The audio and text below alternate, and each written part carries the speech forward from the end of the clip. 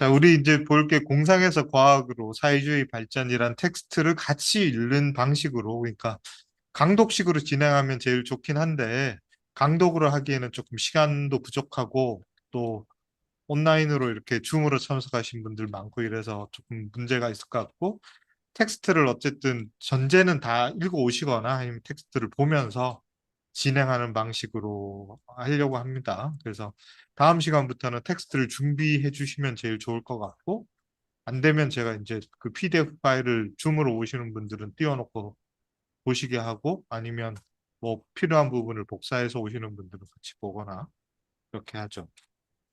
오늘은 이제 텍스트에 대한 소개하고 서문들, 그리고 가능하면 이제 그 이게 1, 2, 3부로 나눠져 있거든요. 목차를 보시면.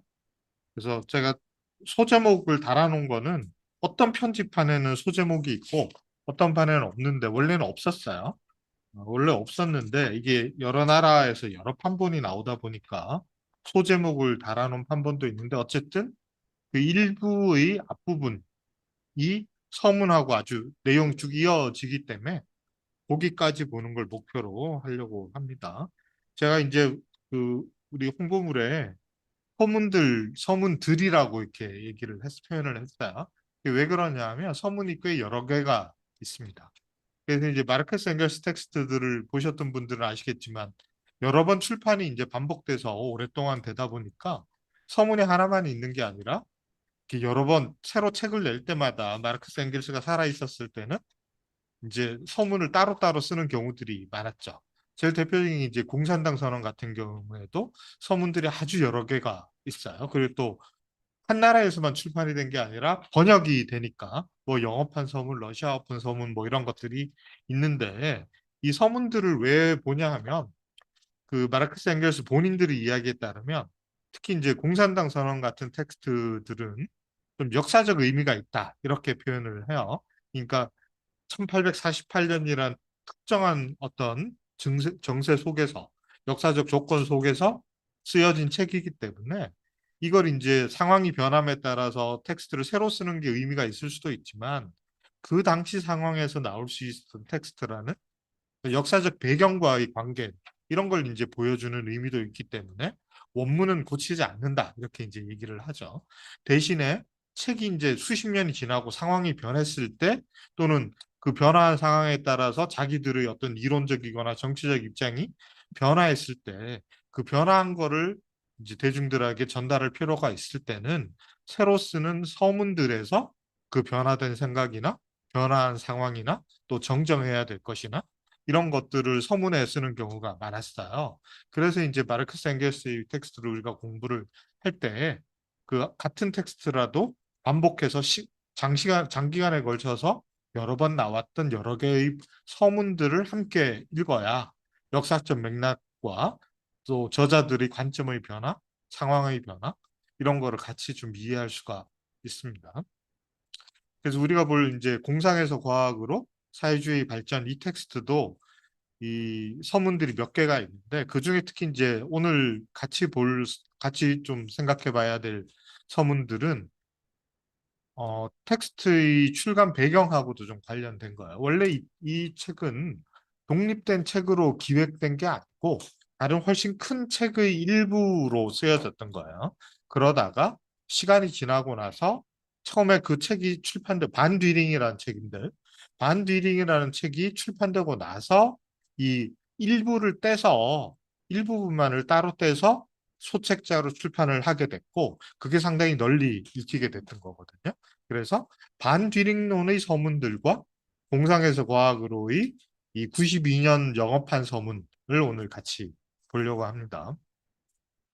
이제 먼저 이 텍스트에 대해서 좀 소개를 드리면, 그 뭐 막스 앵겔스를 공부하는 사람들이 막스 앵겔스 텍스트를 뭐 이렇게 공부를 가급적이면 많이 보는 게 좋겠죠. 근데 그중에 우리가 이제 아주 중요하게 생각하는 텍스트들이 좀 있어요. 그러니까 중요하다는 건 제가 멋대로 이제 선정해서 중요도 뭐 별표 치고 이런 게 아니고, 역사적으로 마르크스 앵겔스 노선을 따르는 운동 진영에서 또는 연구자들이 중요하다고 대체로 합의가 이루어졌던 텍스트들을 말씀을 드리는 거고, 특히 이제 실천적 노동운동이라는 실천적 관점에서 볼 때는 운동에 특히 영향을 미쳤던 텍스트들을 보는 게 의미가 있겠죠. 그러니까 꼭 이론적으로 되게 중요한 내용을 담고 있다거나 이론적으로 아주 완성된 텍스트들도 있겠지만 그런 것 외에도 아주 쉽게 쓰여졌거나 뭐 간략하게 쓰여졌지만 운동의 역사에서 실천적으로 크게 영향을 미친 텍스트들도 있거든요.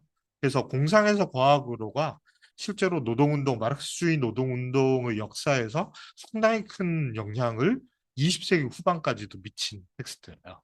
그래서 이제 이거를 저희가 좀 보려고 하는데요. 그래서 마르크스 엥겔스의 사상을 좀 대중적으로 전달하는 자기들의 저서가 뭐가 있을까라고 우리가 이제 물어본다면은 뭐 예를 자본도 뭐 많이들 강독도 하시고 그러지만 어쨌든 분량도 너무 많고 어렵잖아요. 그 자본 3권까지 다 강독한 사람들은 정말 드물잖아요. 연구자들도 그런데 읽기 쉽지 않은 텍스트들이죠. 근데 당대에는 더 했겠죠.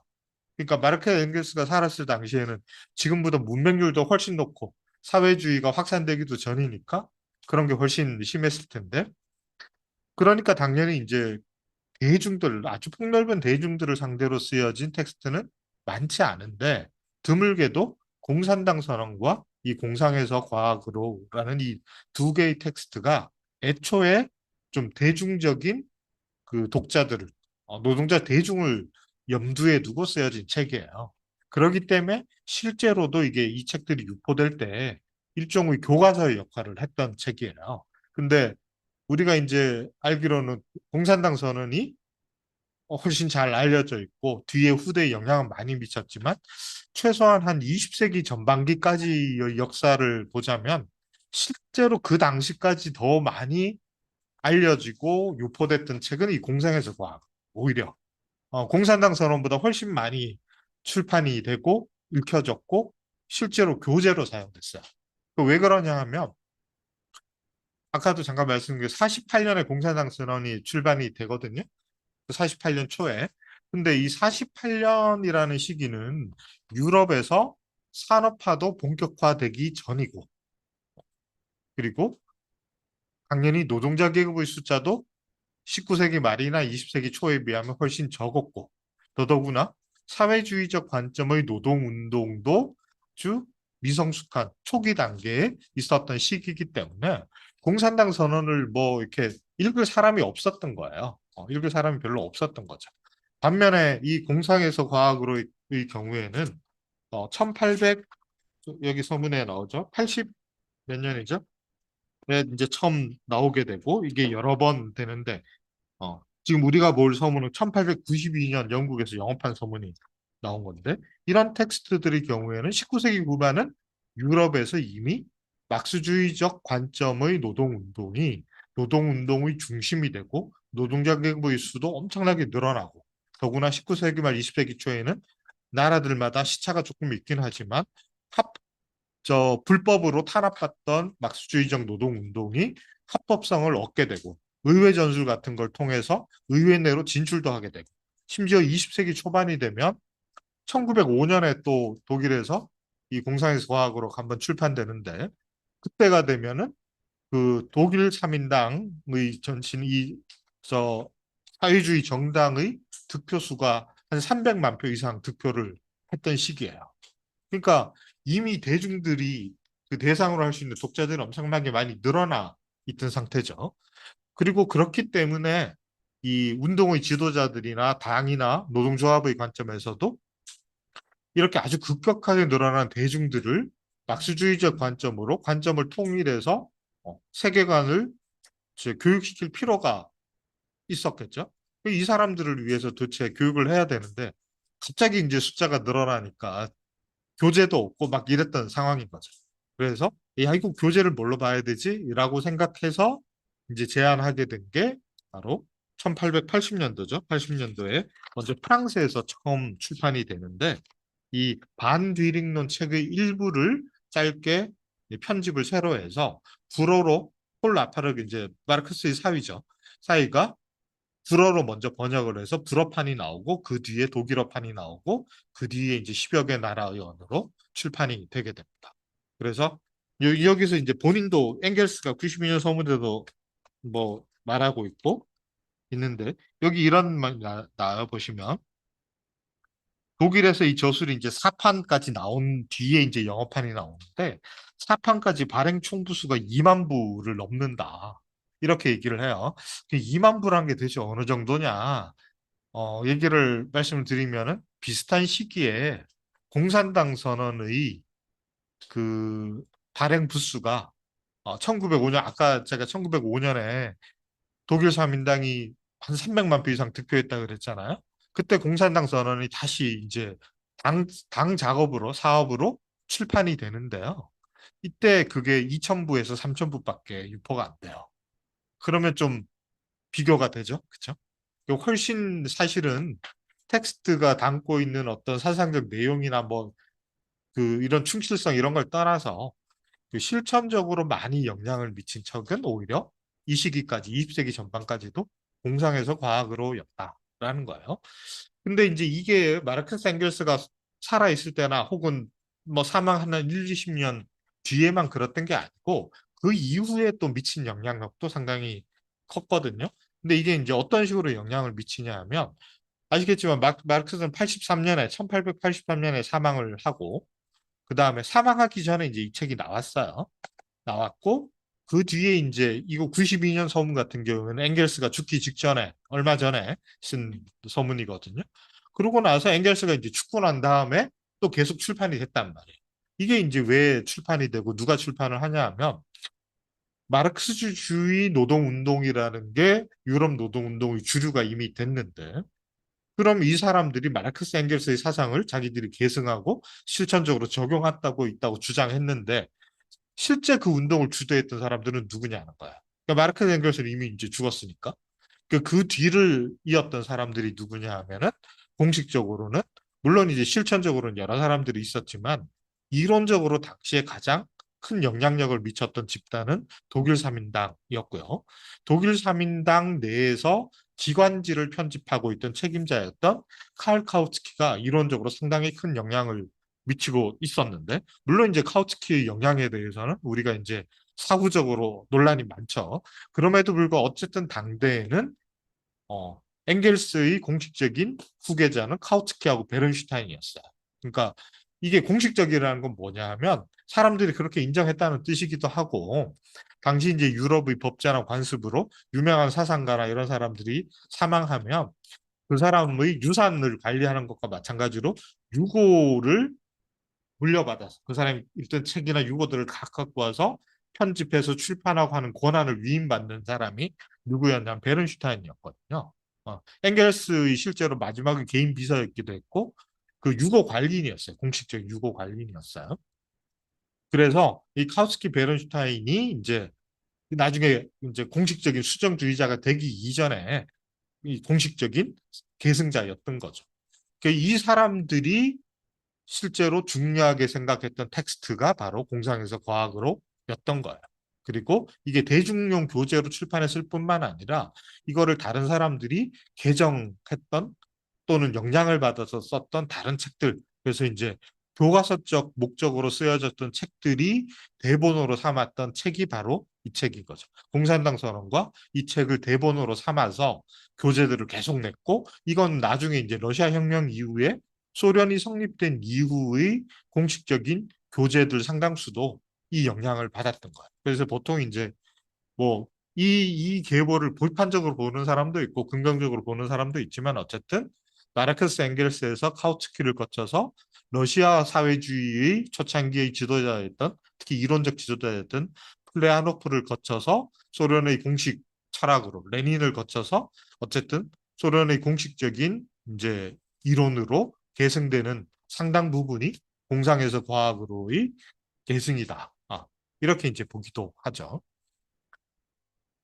그래서 뭐 이 계보에 대한 해석의 논란도 많고 찬성 반대도 많고 또 뭐 제일 대표적인 걸 소개해 드리자면 주로 이제 서구 쪽에서 어떤 이론가들 중심으로 마르크스 앵겔스를 인위적으로 자꾸 분리시켜서 뭐 이렇게 초기의 막스나 전성기의 막스가 있는데 마르크스가 먼저 죽고 앵겔스가 그걸 뭐 왜곡시켰다 이런 문화학적 근거가 별로 없는 이런 게 한때 되게 유행했었어요 서구에서 20세기 중엽에 유행하던 담론이었는데 이게 사실 한국에 상당히 영향을 줬었죠. 왜냐하면 냉전 때 한국에서는 마르크스주의 연구가 이렇게 금서로 묶여져 있고 탄압받던 시기니까 아주 부분적으로 특정한 해석 같은 것들만 이렇게 좀 편향되게 수입이 되는 경향이 있다가 보니까 서구의 이론가들 중심으로 이제 소련에 대해서 좀 부정적이었던 서구 막스주의 이론가들 중심으로 막스주의에 대한 이제 소개를 해석을 하는 것들이 이제 20세기 후반에 주로 많이 이제 수입이 되다 보니까 그런 게 한국에서는 오히려 조금 균형이 깨져 있어서 그런 얘기들이 많이 알려져 있기도 한데요. 어쨌든 이 노선 안에서 이 공상에서 과학으로라는 텍스트가 상당히 영향을 실천적으로 많이 줬던 것은 분명합니다. 자, 그래서 이 반뒤링론의 서문들에서 중요한 내용 몇 가지 하고, 그리고 92년 영업한 서문을, 내용을 이제 좀 구체적으로 보려고. 이제 반뒤링이라는 책은, 론 뭐 이런 건 다 일어식 번역이에요. 일어에는 그, 그, 중국 고전들, 동아시아 고전들, 이제, 뒤에 논자 붙이는, 특히 불경들에서 논자 붙이던 습관이 남아서 서구 책에 원래 뭐 악유한다는 뜻이 없는 원제에도 다 논자를 붙여서 그냥 다스카피탈인데 자본론 이렇게 번역한 것처럼 뭐 이렇게 반뒤링이에요. 안티 뒤링 사람 뒤링에 대해서 논박한다 말 그대로 그런 책이 나왔는데요. 이제 이걸 엥겔스가 쓰게 되는데 엥겔스가 이걸 언제 썼냐 하는 게 되게 중요해요. 왜 이게 언제 썼냐 이거 도대체 그 텍스트 내용 이해하는데 뭐가 중요하냐?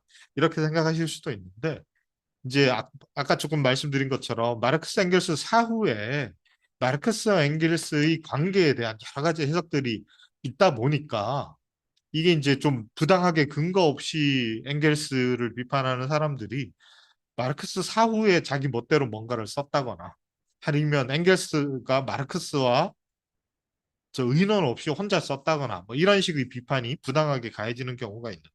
반뒤링이 사실 그런 비판을 많이 받았던 텍스트예요. 그러니까 아주 간략하게 말하면 엥겔스, 카우스키, 플레아노프, 레닌, 스탈린으로 이어지는 마르크스를 왜곡시킨 가짜 마르크스주의 전통이 소련의 전통이다. 이런 비난이 냉전 시대 때 서구에서 널리 유포됐었거든요. 그래서 그런 것들이 문헌적으로 별 근거가 없다. 이런 거를 이제 말씀을 드리려고 제가 얘기를 하는 거예요. 그래서 그 1875년쯤에 이제 독일 사민당 내에 뒤링이라는 사람이 이제 등장을 하는데 이 사람이 자기식의 이제 사회주의를 딱 선전을 해서 당내에서 되게 영향을 얻었다는 거예요. 그래서 당내에서 이제 분파가 막 만들어지고 말썽이 많이 생겼겠죠.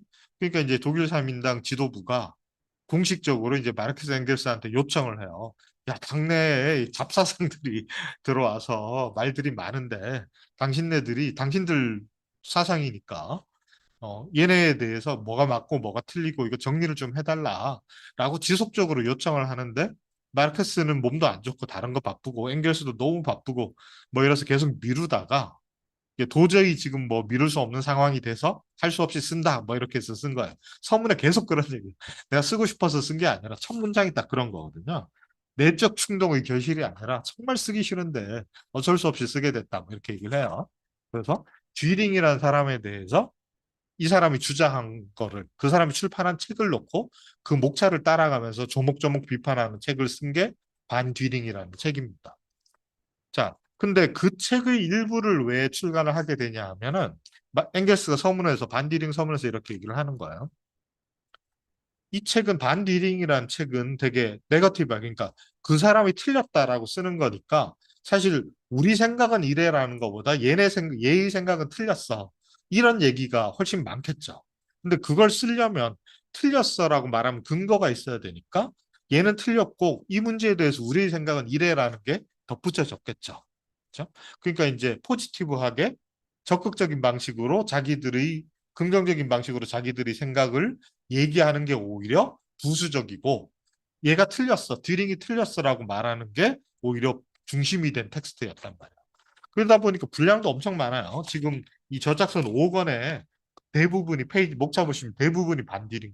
어마어마한 두께. 이거 한 두 번 읽고 나면 정말 저는 전공하니까 할 수 없이 읽지. 정말 재미없는 텍스트거든요. 말도 안 되는 얘기를 일일이 다 반박해야 되니까. 그런 텍스트예요. 그래서 이 듀링에 대한 비판을 하다 보니까 자기들의 얘기를 하게 됐는데, 결국 대중들한테 다시 전달하고 싶은 거는 결국 자기들의 얘기니까 듀링에 대한 비판 부분을 싹 빼고, 틀렸어 라고 비판하는 부분을 빼고 우리 생각은 이래라고 서술했던 부분들을 따로 모아서 책으로 내게 된 거예요. 이해가 되시죠? 그게 이제 공상에서 과학으로입니다. 그래서 이제 그 배경을 얘기를 하는데, 이걸 쓰면서 마르크스 앵겔스 두 사람이 아주 긴밀하게 서로 공동 작업을 한 거예요. 그 마르크스 앵겔스의 전기를 좀 몇 개 보시면요. 이 두 사람은 거의 공동 작업을 합니다. 그러니까 일상생활을 다 공유해요. 거의 모든 걸 아주 내밀한 사생활까지 다 공유하는 관계에 있었거든요. 그리고 뭐 모든 원고를 다 서로 돌려가면서 읽어요. 그래서 누구의 생각이고 이건 누구의 거고 구별하기 사실상 불가능합니다. 왜냐하면 서로 고치고 고치고 의논을 하고 하기 때문에 어디까지가 누구의 생각이고 어디까지가 누구의 생각이고 이렇게 구별하는 건 거의 모든 텍스트에서 거의 불가능합니다. 사후에 마르크스 사후에 엥겔스가 쓴 걸 혼자 썼으니까 이거는 뭐 논쟁의 여지가 있을 수도 혹시 있겠지만 마르크스 생전에는 거의 원고를 거의가 아니라 100% 원고를 공유했기 때문에 이게 엥겔스가 마르크스와 다른 생각을 혼자 쓴 거다라고 말하는 거는 아무 근거가 없는 주장이라고 할 수 있고 여기서 자기가 직접 작업 과정을 밝히고 있어요. 실제로 이 반디링론의 모든 원고를 엥겔스 마르크스가 다 검토했고 그 중에 일부 잉여 가치에 대한 부분은 마르크스가 짧은 부분이긴 하지만 직접 썼다라고 이제 나오고 있습니다. 그래서 이 반디링 책을 가지고 또 그거를 편집한 공상에서 과학어를 가지고 이게 마르크스와 엥겔스의 사상을 나누는 어떤 근거로 제시하는 거는 사실상 뭐 아무 근거 없는 주장이라고 할 수 있습니다.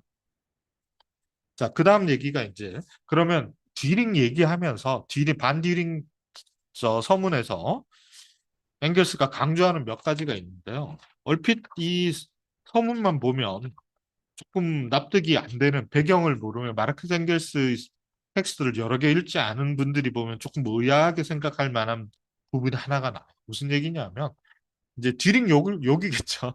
디링을 욕하는데 주로 뭐 비꼬는 말투로 이렇게 무슨 얘기를 하냐 하면 디링이 체계라는 것을 쓴 거에 대해서 비판을 합니다. 무슨 얘기냐면 제가 반디링 목차를 잠깐 읽어 드릴게요. 반디링 해놓고 세 판의 서문들 써서 일반론, 그다음에 1편 철학 해놓고 뭐 분류, 산업론, 도식, 자연철학, 자연사학, 자연사, 도덕과 법, 변증법, 끝맺음 2부 정치경제학, 3편 사회주의 뭐 이렇게 쭉 나옵니다. 항목별로 이렇게 온갖 게 다 나와요. 근데 이게 체계라는 말로 이제 표현을 하는 건데 엥겔스의 표현에 의하면 세상에 존재하는 모든 문제들을 자기가 다 다룬다라는 거예요. 듀링이라는 사람이 다 다루는데 그냥 잡학다식하게 우리가 뭐 온갖 거 다 아는 사람들 있잖아요. 우리 보다 보면 뭐 모르는 게 없고 조금씩 얇게 조금씩 아는 이런 사람들 있잖아요. 근데 그런 식이 아니라 문제는 뭐냐 하면 이 모든 것에 대한 언급을 하나의 일관된 논리적 구조 속에 다 통합시켜서 아주 내재적으로 긴밀한 연관을 갖고 있는 체계로 다 연결시켜서 설명한다는 거예요. 그러니까 이리관지한다 그러죠. 동양철학에서 하나의 원리를 가지고 세상 모든 거를 인간 세상, 자연, 논리 뭐 이런 것까지 다 통일되게 설명하는 하나의 원리 이런 거를 만들려고 했다는 거예요. 이게 이제 체계라는 말의 부정적 의미입니다. 시스템. 이죠. 이제 시스템이란 게 단순히 이제 그냥 연관성을 가지고 통합적으로 논리적으로 뭔가 이야기를 이어붙이다 이 정도의 사전적 의미가 아니라 하나의 추상적이고 보편적이고 통일된 최상의 원리 한 가지가 있고 이 원리 하나를 가지고 세상 모든 것을 다 꿰뚫어서 설명할 수 있는 거를 학문의 과제로 삼았다라는 거예요. 그러면서 엥겔스는 이게 이제 듀링의 가장 큰 문제점이라고 보는 거죠. 그리고 이거는 듀링만의 문제가 아니라 자기들이 어, 극복하려고 했던 헤겔을 비롯한 그 당시 독일 사상계, 독일 문화계의 전반적인 경향이었다라고 얘기를 합니다. 그러면서 체계 얘기를 되게 길게 해요.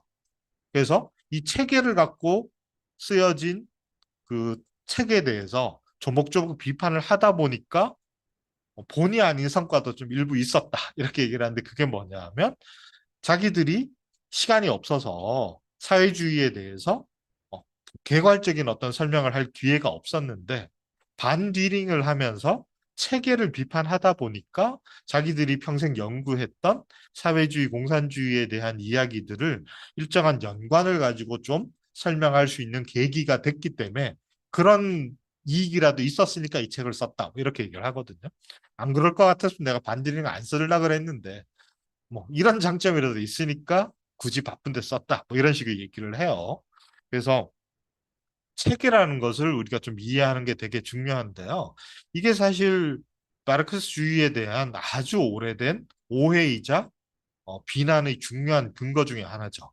그래서 마르크스 엥겔스주의는 일종의 아주 현학적인 신학이거나 기독교 신학의 표절에 불과하거나 또는 해결 철학의 그냥 재판에 불과하다라는 아주 오래된 비판들이 있죠. 그리고 이런 비판들이 근저에서 중요한 그 관점은 뭐냐면 이 사람들은 현실에 대해서 뭔가 얘기를 한다고 얘기하지만 사실은 신학적이거나 아주 교조적인 원리 한 가지를 세워놓고 그 추상적이고 철학적인 원리를 가지고 세상 만물을 다 끼워 맞춘다. 원리에다가 실제 현실을 끼워 맞춰가지고 이 원리대로 세상이 돌아갈 거다라고 얘기를 한 것에 불과하다라는 아주 오래된 비판이 있죠. 그거를 바로 체계라고 부르는데 이 반디링론의 서문에서 엥겔스가 가장 중점을 두고 비판하는 게 바로 이 체계적인 접근인 거예요. 이 체계적 접근이야말로 마르크스 엥겔스가 젊은 시절, 청년 시절에서부터 자기들이 독자적인 사상과 학문을 만들어 나가기 시작하던 초입부터 사망 시까지 평생을 두고 극복하려고 했던 게 바로 이 헤겔식의 또는 그 당시 독일의 관념적 체계였던 거죠. 그래서 이 텍스트의 제목이 바로 공상에서 과학으로가 되는 거예요. 과학이 바로 이 추상적인 체계, 어, 철학이 갖는 현실과 동떨어져 있는 추상적이고 초월적인 어떤 철학의 원리를 가지고 오히려 현실을 끼워 맞추는 이러한 접근법을 버리고 현실에서 출발해야 된다는 유물론적 관점으로의 전환을 과학과 같은 의미로 설명을 하고 있거든요. 그래서 공상에서 과학으로 해서 아주 중요한 관점의 변화가 체계를 가지고 세상 만물을 거기에 끼워 맞추려고 하는 접근에서 벗어나서 근대적 과학의 성과에 기초해서 이 성과들을 종합하고 이런 인식의 확장을 통해서 있는 그대로의 현실을 우리가 더 많이 알아나가는 과정으로서의 과학이 사회주의적 관점이 출발이 돼야 된다. 이 얘기를 하고 있는 거죠. 그래서 이런 체계에 대한 비판, 학문 방법론적인 얘기가 사실은 실천적으로도 공상적 사회주의를 마르크스 엥겔스가 극복하고 과학으로서의 사회주의로 발전할 수 있는 데 있어서 아주 중요한 사상적 계기다라는 얘기를 하고 있습니다. 그래서 이제 여기서 보면 튜링에 대한 뭐 기린 개인이나 튜링의 방법론 또는 해결식 방법론에 대한 비판으로서의 역사적 의미만 있는 것이 아니라 마르크스주의의 핵심인 과학적 사회주의가 어떤 관점을 의미하는가 이걸 이해하는 데 있어서도 바로 이 체계에 대한 비판이 중요하다는 거죠. 그래서 이제 반디링 서문에서 체계에 대한 비판이 아주 중요한 이유가 바로 이런 겁니다.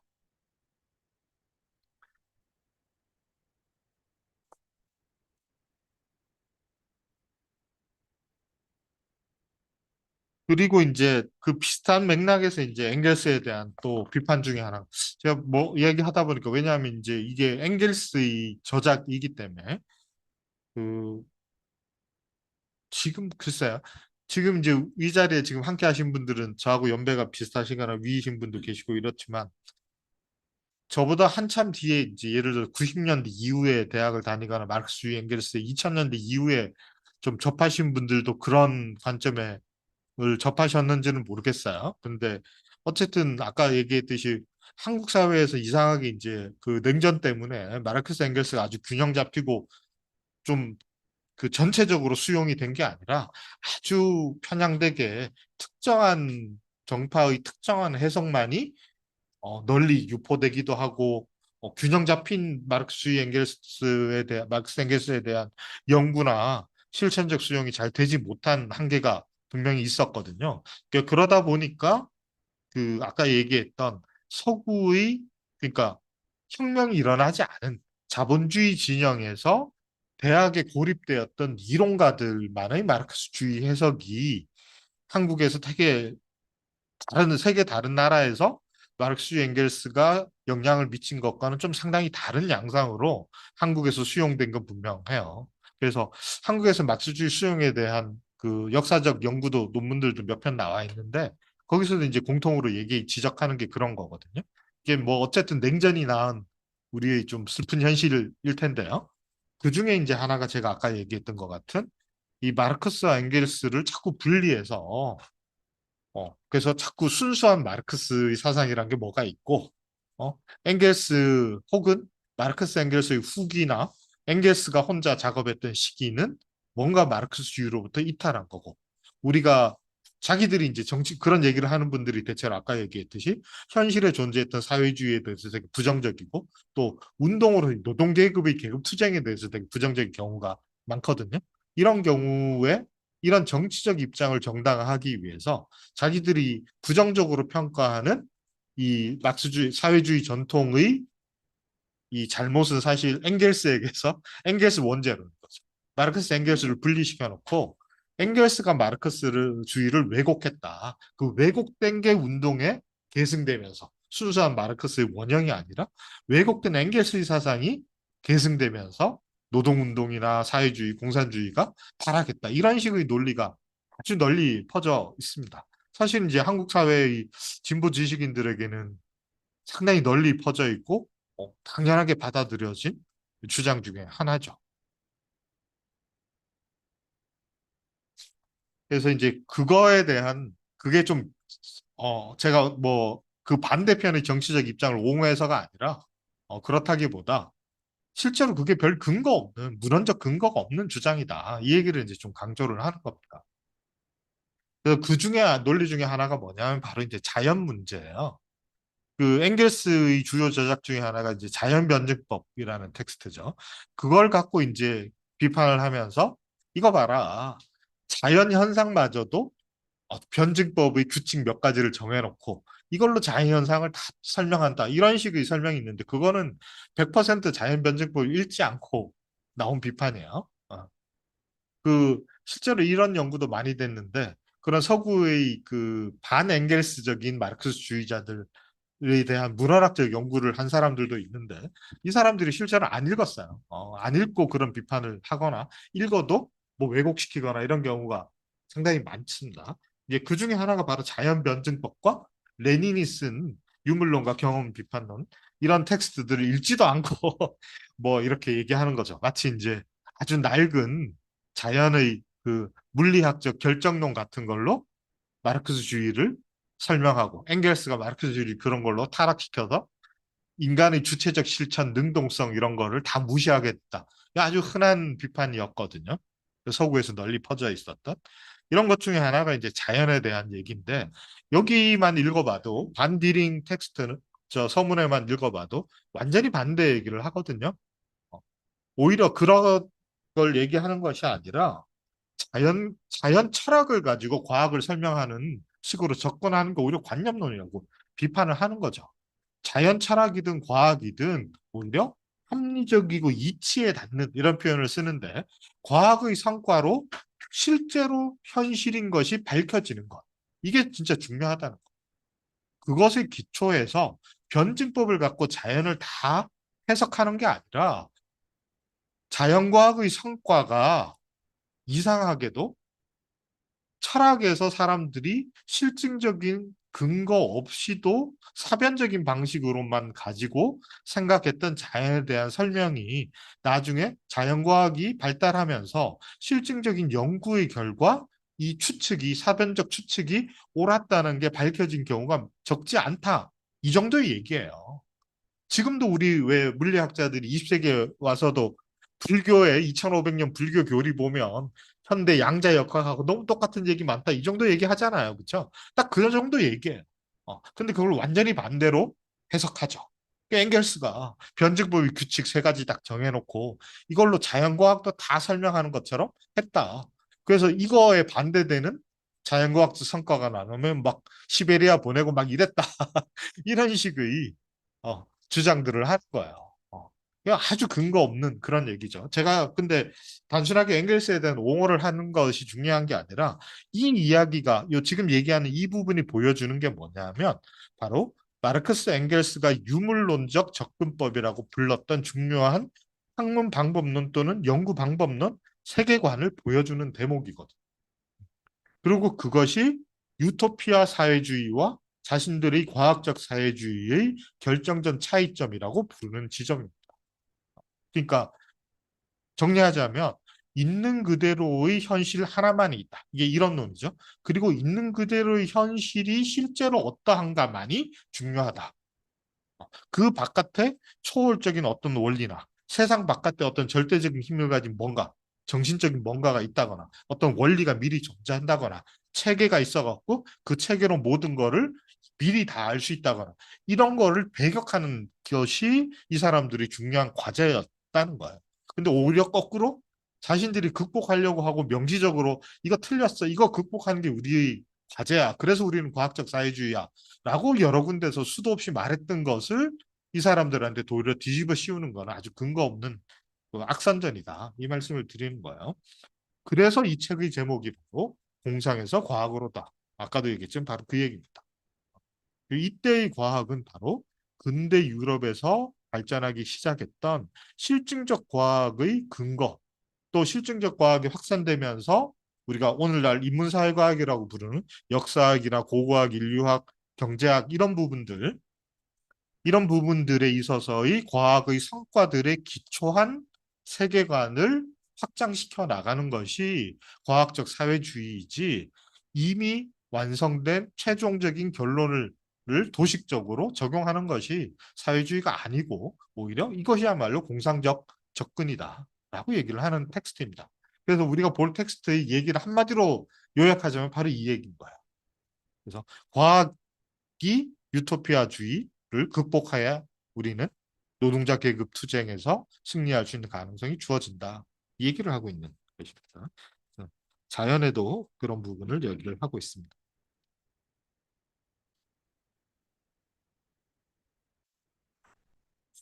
이런 거 보면 참 세계적으로 알려진 유명한 석학이라는 사람들도 참 그 자신들의 정치적 입장이나 어떤 여러 가지 다른 실천적 동기들에 의해서 알고도 이렇게 왜곡하는 경우가 참 많죠. 우리가 생각하듯이 뭐 가치 중립적인 입장에서 뭔가를 연구하고 생각보다 그렇지 않습니다. 그래서 이제 그 반디lum노 서문에서 지금 제가 말씀드렸던 걸 엥겔스의 말로 읽어 드릴게요. 변증법적 법칙을 구성하여 자연 속으로 가지고 들어가는 것이 아니라 이렇게 얘기하죠. 그거 아니다. 변증법 규칙을 미리 정해놓고 자연에 그거 적용시키는 게 아니다. 아니라 변증법적 법칙을 자연 속에 찾아내는 거죠. 자연에 대한 연구, 자연에서 출발하는 거예요. 그러니까 변증법적 법칙이 자연 밖에 있는 게 아니라 자연에서 실증적으로 찾아내는 거예요.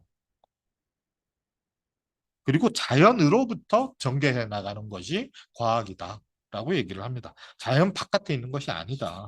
이게 바로 이제 유물론적 방식인 거죠.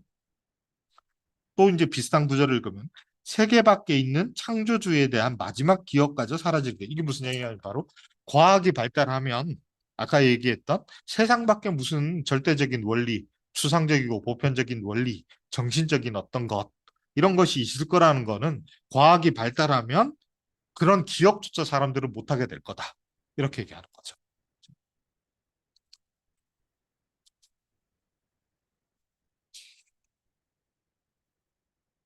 그러면 도대체 자연에서 찾는 변증법이란 게 뭐냐? 딱 하나죠. 바로 자연은 끊임없이 변화한다. 그게 핵심입니다. 그러니까 자연에 어떤 고정된 원리가 있어가지고 그 고정된 원리를 어, 변화하는 자연을 오히려 은폐하고 고정된 원리의 우위를 주장하는 것이 아니라 모든 것은 변화한다. 이 얘기를 하는 거죠.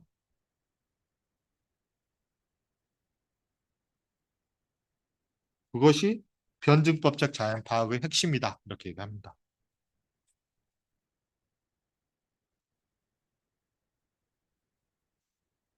자, 그러면 이제 우리 본격적으로 공상에서 과학으로 좀 넘어가죠.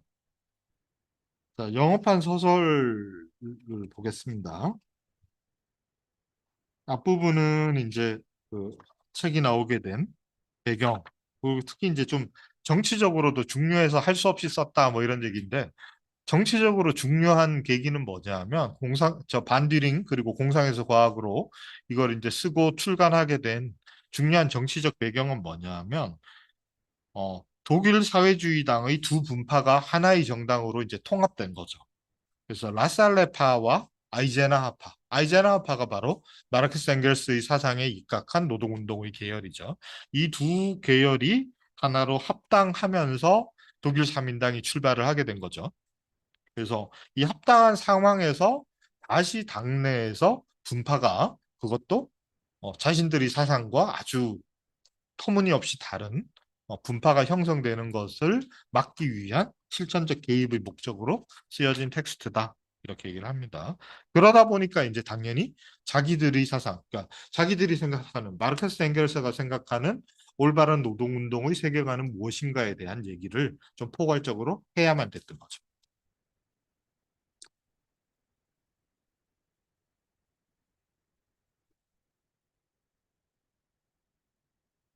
여기 제가 아까 연도가 조금 헷갈렸는데 보면 1880년도에 프랑스에서 그러니까 마르크스가 살아있을 당시죠.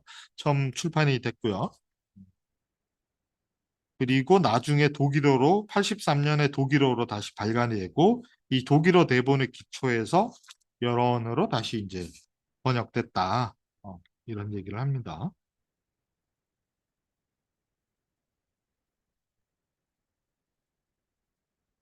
자, 그리고 이제 읽어보신 분들은 혹시 그 이 서문 읽어보신 분 있으세요?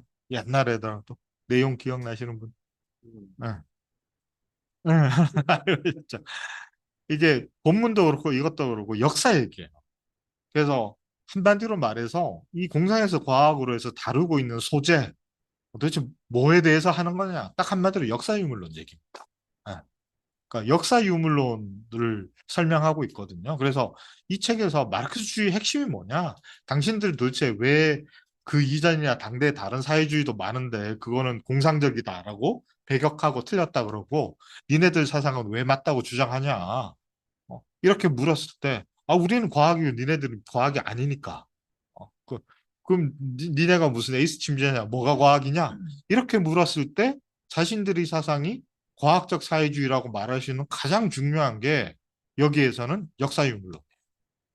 그래서 역사 유물론에 대한 설명을 하면 이걸 통해서 우리가 공상적 사회주의와 어떻게 다른지 또는 공상적 사회주의 이전의 관념론적 철학적인 사회 해석이나 실천적인 주장이나 이런 것들과 뭐가 결정적으로 다른지를 알 수 있다.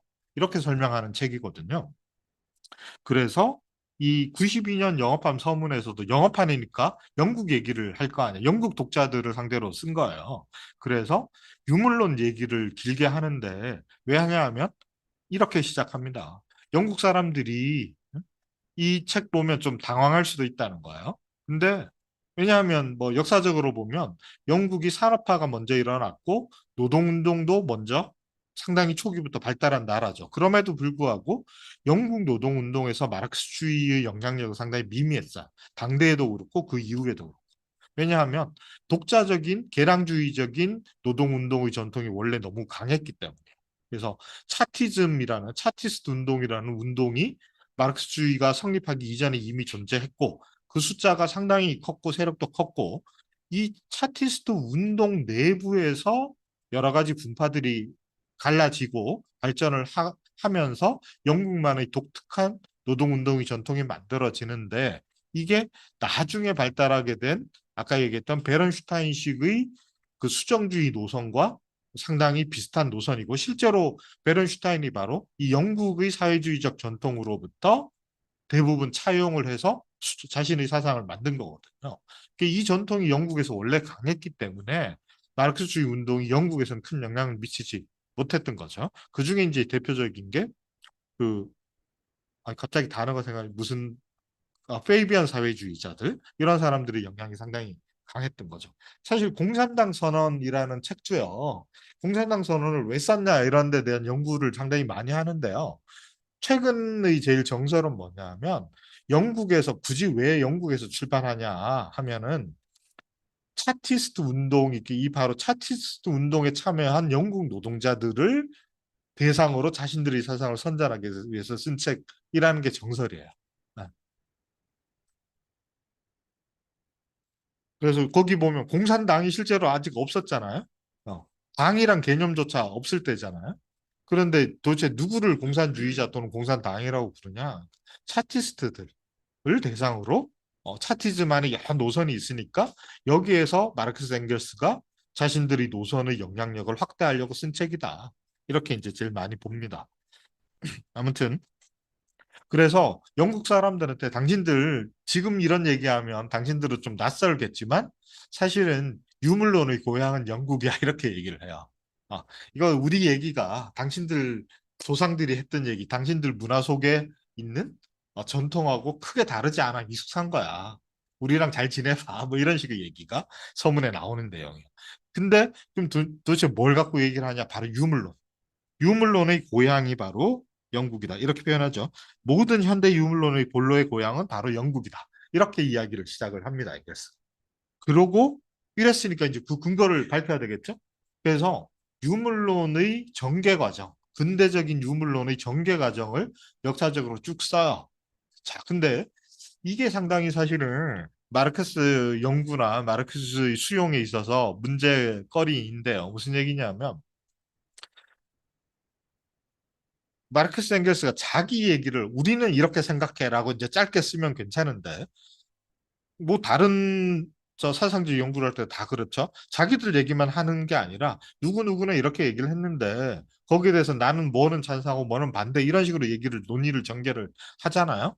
근데 이거를 텍스트를 처음부터 끝까지 꼼꼼히 잘 이해하면서 읽지 않고 부분 읽으면 어떤 일이 생기냐 하면요. 특히 마르크스 앵겔스처럼 책으로 출판되지 않은 원고가 훨씬 많은 경우. 아시겠지만 마르크스는 살아생전에 몇 권이죠? 대여섯 권밖에 책 출판을 못해요. 나머지는 다 원고 상태예요. 원고 상태예요. 그러니까 정리가 안 된 원고 상태. 그러다 보니까 지금도 아직도 출간을 덜해서 그 작업을 하고 있잖아요. 그러니까 무슨 얘기냐 하면 초고 상태일 때 이런 거예요. 마르크스 앵겔스가 공부를 하면서 다른 사람들에 대한 텍스트를 쭉 봤단 말이에요.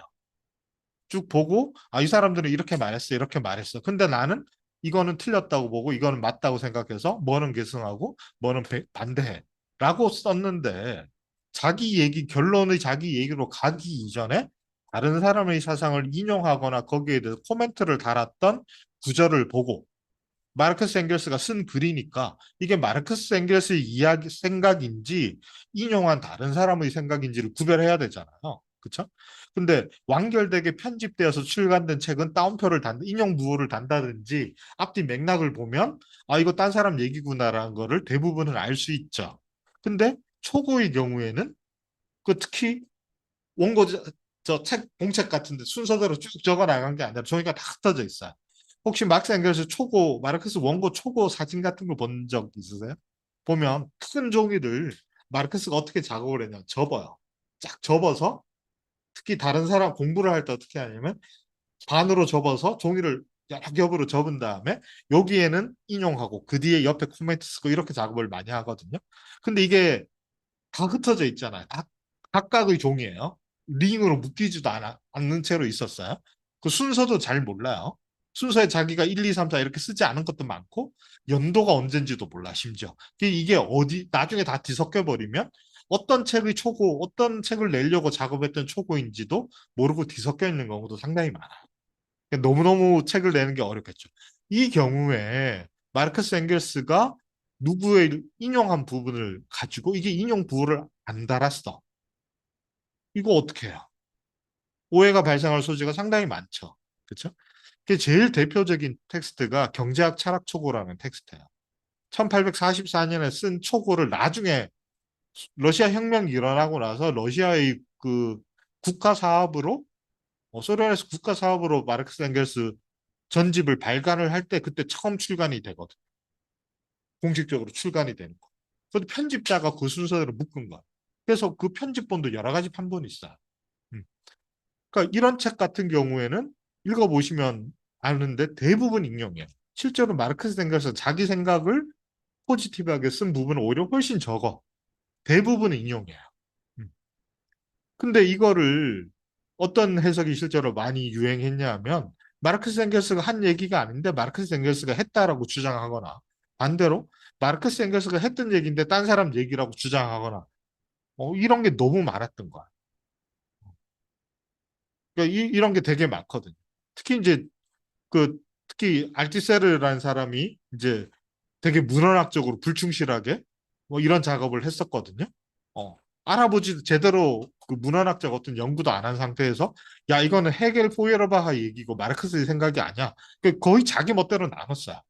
그러니까 내용을 보고 내용으로 봤을 때 이거는 마르크스의 생각이고 이건 포이에르바하의 생각이라고 막 나눈 거야. 어.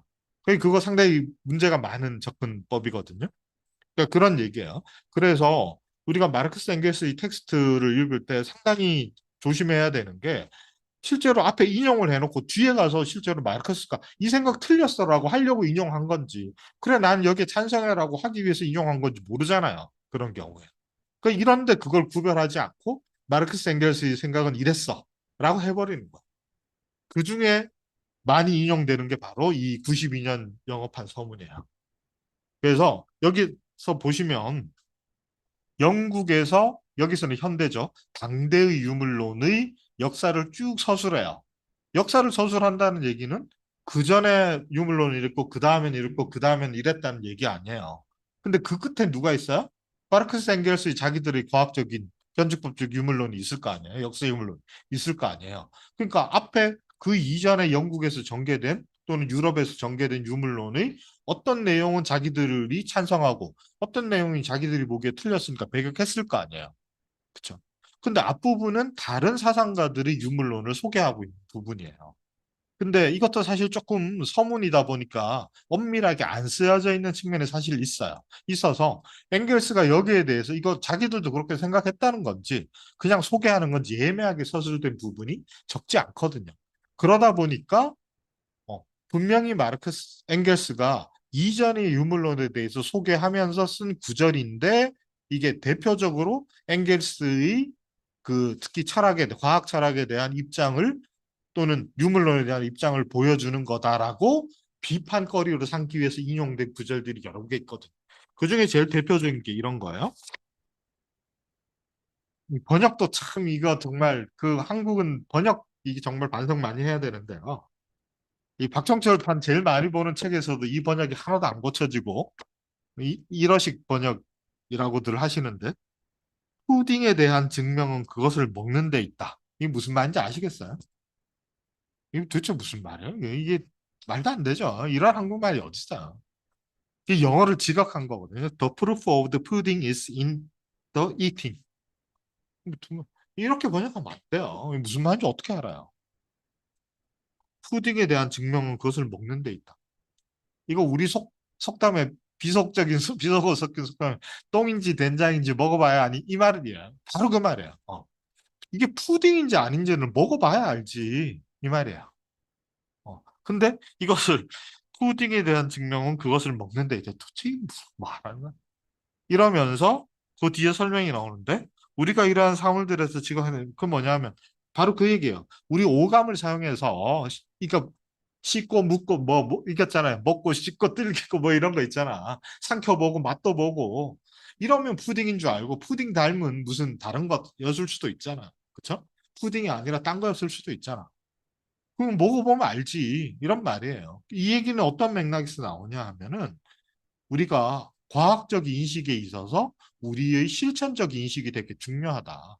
현실에 적용시켜서 그것의 현실의 적용성, 적용 가능성, 현실에 잘 맞아떨어지면, 그러니까 먹었는데 독성 물질이 아니고 안 씹히는 질긴 게 아니로 부드럽게 목으로 넘어가서 내 몸에서 소화가 됐어.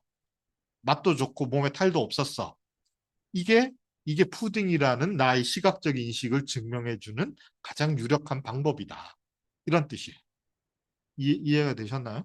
이 얘기를 갖고 이 구절 어마어마하게 많이 인용되는 거고 심지어 이거는 엥겔스가 처음 한 말도 아니에요. 영국에서 그냥 관용적으로 쓰던 말이에요. 당시 아까 말한 대로 똥인지 된장인지 꼭 먹어봐야 아니 이 말하고 똑같은 말인 거예요. 이렇게 하면서 이제 마르크스주의 유물론이라는 게 상당히 조야한 실천적 인식론에 있다. 이런 식으로 비판하는 거죠. 근데 이제 애매한 거죠. 물론 이거는 아주 단순하게 마르크스 앵겔스 이전 전 단계의 유물론의 전개 과정 중에 일부를 자신들이 계승한 일부를 얘기하는 대목이기 때문에 마르크스 앵겔스의 사상이 이거 그 상태로 머물러 있다는 건 절대로 아니에요. 이게 발전된 형태. 그리고 이 당시의 자연과학보다 훨씬 발전된 자연과학에 근거해서 과학적 사회주의가 성립되는 거다라고 얘기를 하거든요. 근데 그 뒤에 얘기를 빼버리고 이거 봐라. 이게 바로 마르크스 엥겔스의 최종적인 무슨 과학 철학적인 인식론적 주장이다. 이런 식의 비판이 정말 많이 제기가 됐었습니다. 한국에도 많습니다. 예. 왜 이런 턱도 없는 그런 비판들을 하는지 모르겠는데요. 어쨌든 이제 이런 식으로 유물론을 쭉 설명을 합니다. 그래서 우리가 좀 조심해서 읽어야 된다. 그러면서 좀 쉬었다 할까요? 네. 요거만 얘기하고 잠깐. 그래서 그런 구절들 여러 페이지를 지나고 나면 아주 명시적으로 역사적 유물론이 뭐다라는 거를 정의를 딱 내려주고 있습니다. 요것만 같이 읽고 조금 쉴게요. 자, 역사적 유물론 정의를 내립니다. 내가 모든 중요한 역사적 사건들의 궁극적 원인과 결정적 추동력이 사회의 경제적 발전에, 그러니까 사회 외부에 있지 않다는 걸 강조하는 거예요. 사회의 경제적 발전에 그리고 사회 내부에서도 특히 경제가 역사를 추동하는 동력이다라는 거. 또 그것도 구체적으로 말하자면 생산 및 교환 방식의 변화에 핵심은 바로 그 경제라는 게 되게 광범위한 현상인데 경제 중에 뭐 바로 생산 및 교환 방식의 변화에 그리고 그로부터 발생하는 사회의 서로 다른 계급들의 분열과 이 계급들의 투쟁에 그러니까 역사의 중요한 원인은 경제 특히 생산과 교환 방식의 변화가 역사의 변화의 중요한 추동력이고 이게 드러나는 또 다른 측면에서의 결과이자 역사 발전의 또 다른 추동력, 2차적 추동력은 뭐냐 하면 바로 계급 투쟁이라는 거죠. 그렇죠? 그러니까 생산과 교환의 방식의 변화와 그로부터 기인하는 계급 투쟁의 과정. 이것으로서 세계사를 보는 관점을 역사적 유물론이라고 한다. 이렇게 말하는 거예요. 이걸 하기 위해서 아까 얘기했던 실천을 통한 검증, 이걸 얘기를 하는 거예요. 됐죠? 이게 바로 역사유물론의 정의입니다. 그리고 이 역사유물론적 관점에 입각해서 본문에 이제 인류 역사를 아주 실론적으로 재구성하는 게 나오거든요. 그거를 본문을 이제 잠깐 쉬었다가 보도록 하겠습니다. 조정 씨라고 들어왔는데.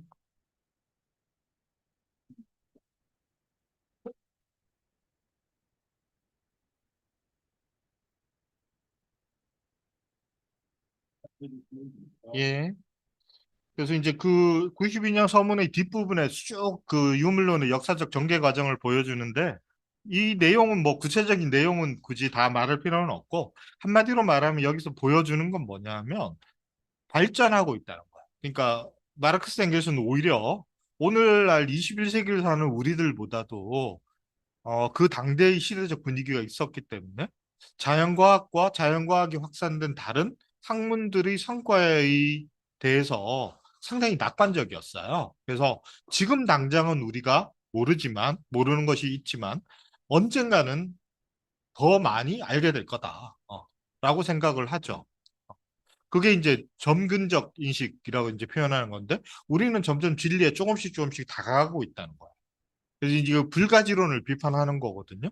그러면서 이제 뭐 여기 보면 신칸트주의자 뭐 이런 용어가 나오는데 그건 뭐 아실 필요 없고 불가지론 자꾸 당신들은 세상에 대해서 우리 절대 모른다라고 얘기를 하지만 그리고 또 유물론자 중에 어떤 사람들도 불가지론을 주장하지만 그거는 오히려 과학이 충분히 발달하지 못했던 시기에 우리가 모르는 게 너무 많으니까 그런 생각을 하게 된 것이고, 과학이 또는 다른 학문들이 이렇게 발달하고 있는 상황에서 우리는 학문의 성과를 받아들이고 그걸 종합하면서 세계에 대해서 더 많이 알게 되면 사회주의적 실천에 있어서도 우리는 더 과학적으로 될 수 있다.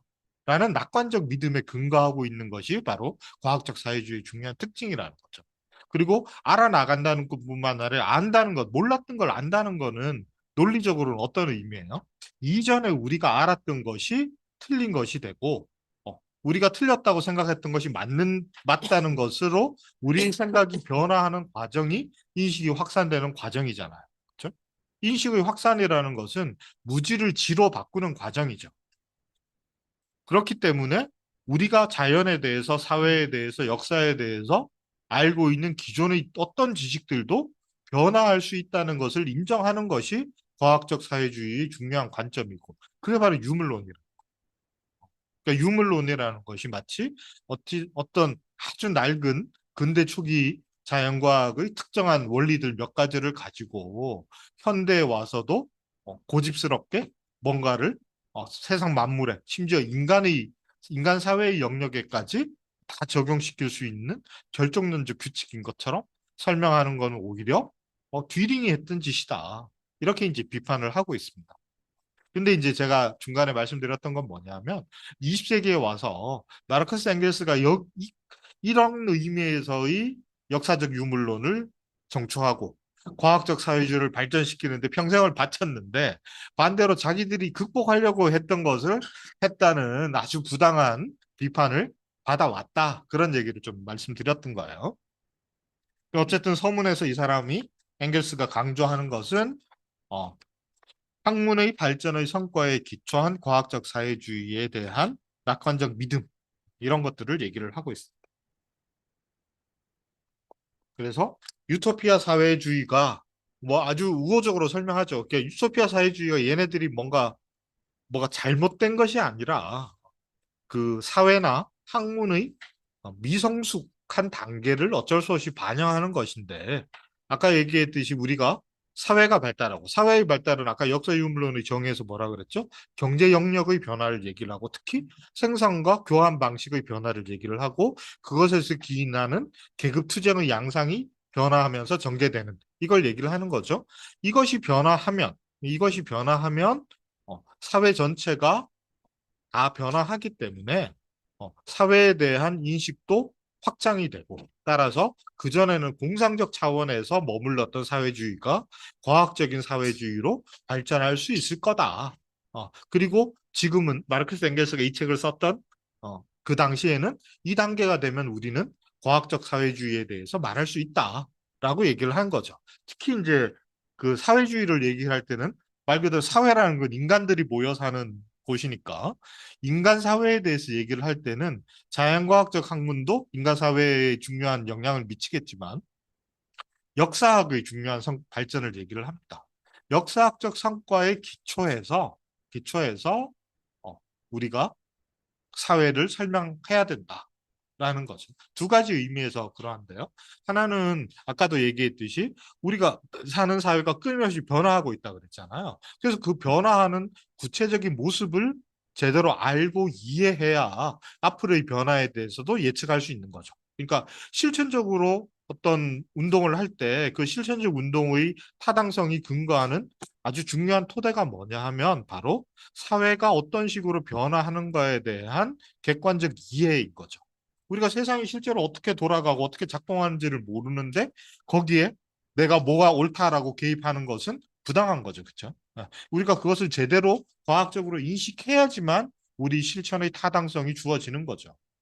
아까 말했던 푸딩이 푸딩인지 먹어봐야 안다는 거는 우리의 실천이 올바른 건 우리가 실천해서 사회가 더 나은 방향으로 바뀌게 되면 우리의 사회에 대한 이해와 개입의 노력들이 옳았던 거는 그때 가서야 알 수 있는 거다. 이렇게 얘기하는 거예요. 자, 그게 이제 한 가지 측면인 거죠. 그 다음에 이제 또 다른 측면은 뭐냐 하면, 어, 그 역사라는 것을 우리가 얘기를 할 때 계속 이제 하는 얘기지만 역사 발전의 어떤 전개 과정에 대해서 미리 정해져 있는 도식의 근거에서 미래를 예측하지 않는다는 거야. 사실은 이제 꽁트라든지 여기서 우리 이 책에서 곧 본문에서 보게 되지만 여기 다루고 있는 프리에라는 사람이라든지 생시몽이라는 사람이라든지 또 그 전에 전때 루소라는 사람 아시죠? 루소라든지 수많은 근대 초기 수많은 사회 사상가들이 아주 공통되게 이것도 연구 대상이에요, 실제로. 왜 비슷한 아이디어를 가지고 비슷한 고민을 했는지 상당히 흥미로운데 이 많은 사람들이 비슷한 얘기를 하는데 무슨 얘기를 하냐면 인류 역사의 시기 구분을 해요. 어, 인류 역사에 어떤 시기가 있었다라고 이제 수많은 이제 주장들을 해요. 우리가 알다시피 나중에 이제 20세기에 와서 소련에서 역사 발전 5단계론이라고 이제 나중에 정식화되는 그런 원형이 독일 이데올로기에서부터 발전이 되잖아요. 이 책에서도 나오고.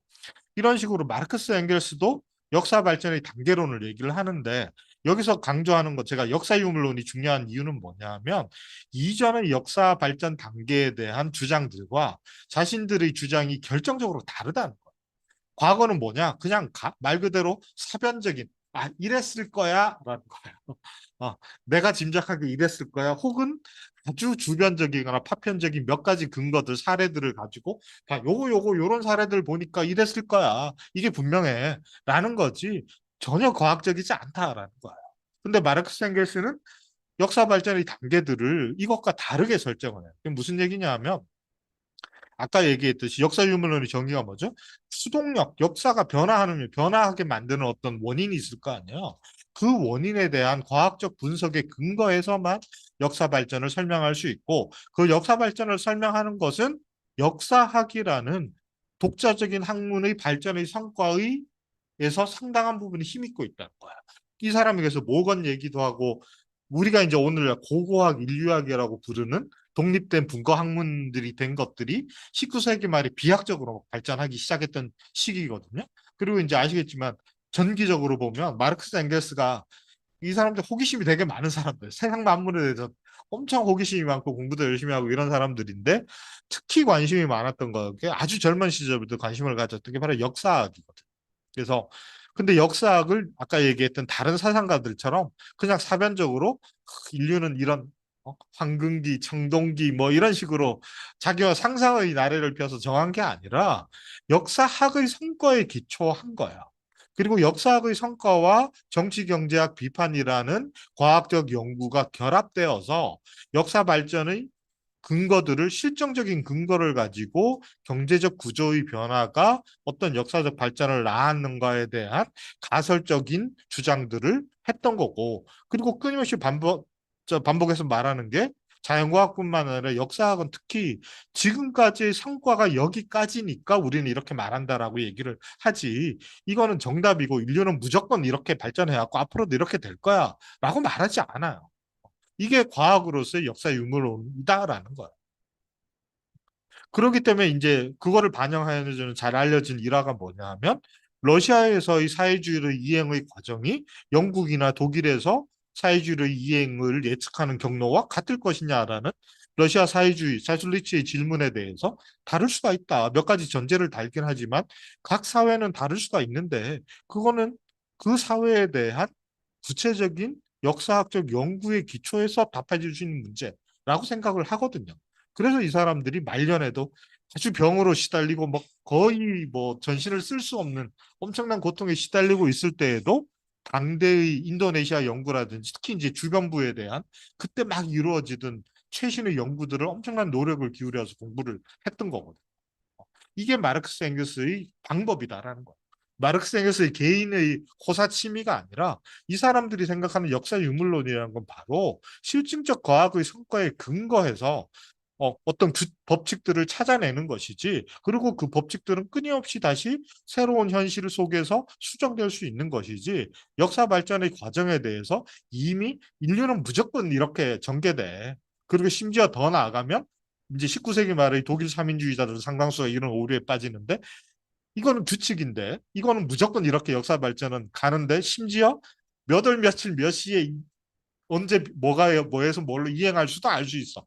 이딴 식의 얘기를 절대 하지 않는다는 거야. 그래서 심지어 마르크스 앵겔스는 제일 바보 같은 게 오지 않은 미래에 대한 청사진을 제시하는 거다. 이런 얘기를 여러 번 하잖아요. 그거는 자기들이 모른다는 얘기가 아니라 방법론적 입장을 표명하는 거거든요. 이게 바로 역사 유물론적 관점이다. 이걸 이해하는 게 되게 중요하다는 거예요. 그래야 우리가 유토피아 사회주의를 극복하고 과학적 사회주의로서의 마르크스주의를 이제 이해할 수 있다라는 얘기입니다. 자, 이제 본문으로 진짜 넘어가겠습니다. 본문은 이제 조금만 볼 텐데요. 어디까지 볼 거냐 하면 이제 일부가 일부가 공상적 사회주의자들 사상을 얘기를 하는데요. 그게 이제 분량으로 치면 반반 정도인데 반은 서문에서 나왔던 얘기하고 비슷한 얘기들 배경 설명을 조금 길게 해요. 그리고 이 배경 설명 속에 제가 지금 이제 설명드렸던 방법론적 얘기나 유물론 얘기나 이런 것들이 포함이 되어 있고요. 그리고 일부의 나머지 반에서 이 세 사람, 생시몽, 프리에, 오원에 대해서 조금씩 각자에 대해서 나눠서 소개를 하고 있습니다. 그래서 우리는 이제 오늘 생시몽 얘기 전까지만 좀 볼 거. 자, 먼저 이렇게 현대에서 이제 이 책에서 현대라고 말하는 게 당대의죠, 당대의. 현대는 조금 번역이 틀린 것 같고 이제 이 사람이 보기에 현대니까 당대의죠. 그 당시 엥겔스가 이 책을 쓸 그 무렵에 사회주의는 대체로 자기들이 사회주의까지 사실 이건 포함하는 건데요. 어떤 거냐? 자본주의 모순에 대한 대안으로서 구성된 거다. 이렇게 얘기를 합니다. 그래서 이제 자본주의 모순이 두 가지라고 여기서 얘기를 해요. 첫 번째가 계급 대립이죠. 그리고 두 번째가 뭐냐면 생산에서 무정부 상태. 이 두 가지가 자본주의의 가장 큰 문제점이다라고 보죠. 그리고 이 문제점들에 대한 인식에서 출발해서 이 문제점들을 어떤 식으로 사회를 재구성해야 이 문제점들이 극복될 수 있느냐. 이런 거를 생각하는 것이 사회주의였다라는 거죠. 그러다 보니까 지금 우리는 사회주의 사회가 아닌 거죠. 현재 자본주의 사회에 살고 있기 때문에 어, 사회주의는 미래, 아직 오지 않은 시기인 거죠. 그러다 보니까 어, 역사적인 전개가 충분히 전개되지 않은 상황에서 사회주의에 대한 생각은 현실의 변화를 반영하는 게 불가능하기 때문에 초기 사회주의는 어떤 방식으로 발전할 수밖에 없냐 하면 사변적인 방식으로 발전할 수밖에 없다라는 거야. 그게 틀렸다라기보다 이게 시대적인 한계다. 이렇게 얘기를 하는 거죠. 그래서 여기서 유토피아 사회주의자들, 이 엉터리 뭐 이렇게 비난하는 게 아니라 이 시기에는 이렇게 생각할 수밖에 없었어. 이렇게 얘기를 하는 거예요.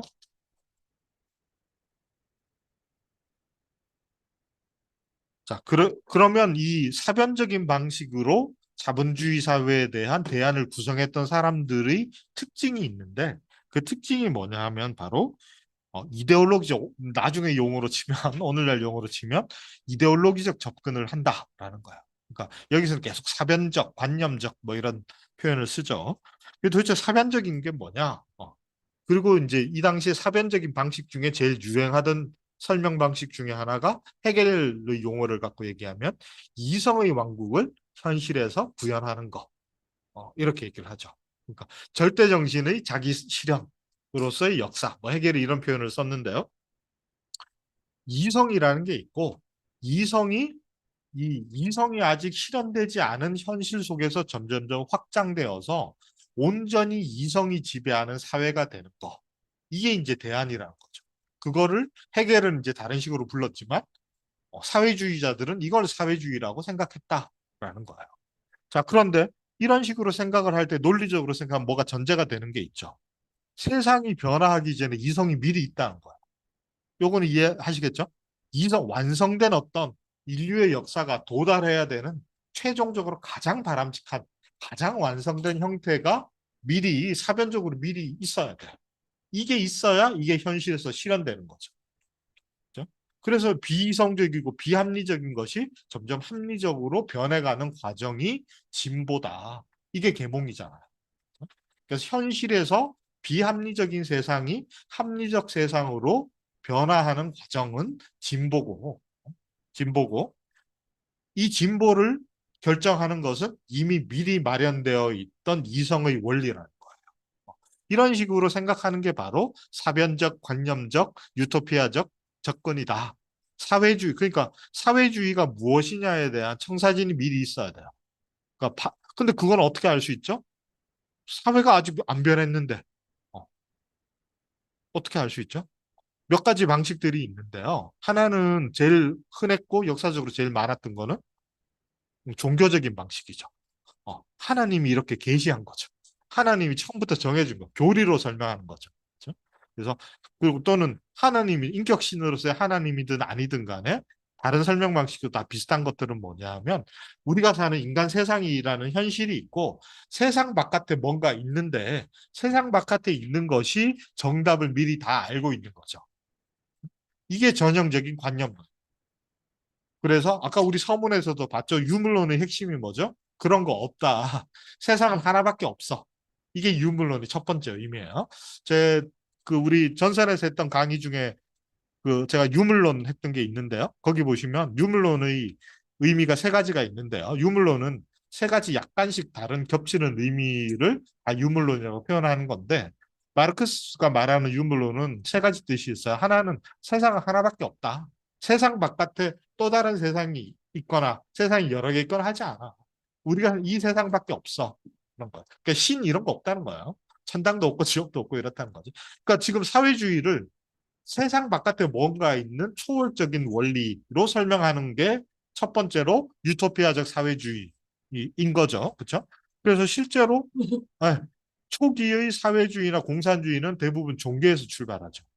지금도 우리가 아주 진보적인 의제를 내세우는 사회 변혁 운동들 중에 상당수가 종교적 근거를 갖고 하죠. 해방신학이라 이런 것들도 그렇고, 먼저 가야 돼. 그런 것들도 있고, 제가 이제 이주 문제에 관심 있고 좀 활동도 하는데, 그래서 이주 문제에 실제로 참여하는 단체들이나 제일 많은 게 종교 단체들이잖아요. 그렇죠? 그게 윤리적으로 접근. 하나님이 사람을 평등하게 만드는 니네들 왜 차별하는 이렇게 얘기하죠. 그러면 우리가 왜 이주자들을 차별하면 안 돼? 그 원리, 그 이유는 하나님이 뜻이란 우리 세상 바깥에 이유가 있었던 거죠. 이거를 실현하는 과정이 우리가 이중동을 하는 거야. 이거는 세상을 두 개로 보는 관점이죠. 이러면 이해가 되시죠? 그래서 유물론의 첫 번째는 이론론이고, 어? 두 번째는 뭐예요? 현실주의예요. 현실주의. 세상은 지금 있는 그대로 있는 그대 그 자체라는 거죠. 그래서 지금 이제 유토피아적 사회주의라는 게 바로 과거에는 주로 이제 종교적인 거였다면 이제 종교적 색채는 많이 벗어났다 하더라도 세속주의적으로 변화했다 하더라도 뭔가 관념적인 이성의 바람직한 세상이라는 정답을 사변적으로 만들어 놓고 이걸 현실 속에서 실현하려고 하는 노력을 초기의 사회주의자들이 했다는 거죠. 근데 그게 현실에서의 객관적인 근거를 갖고 주장되어진 게 아니다라는 거예요. 그래서 이제 이런 형태에서 종교적 의미에서의 사회주의가 사라지면 좀 세를 일으켜놓은 그 다음에 등장하는 게 윤리적 접근이에요. 윤리적 접근은 지금도 아주 강력한 거죠. 지금도 우리가 진보라고 막연하게 부르는 여러 가지 사회 변혁의 움직임이나 생각들 중에서 상당수는 윤리주의적 접근을 하는 거죠. 왜 노동자 탄압하면 안 돼?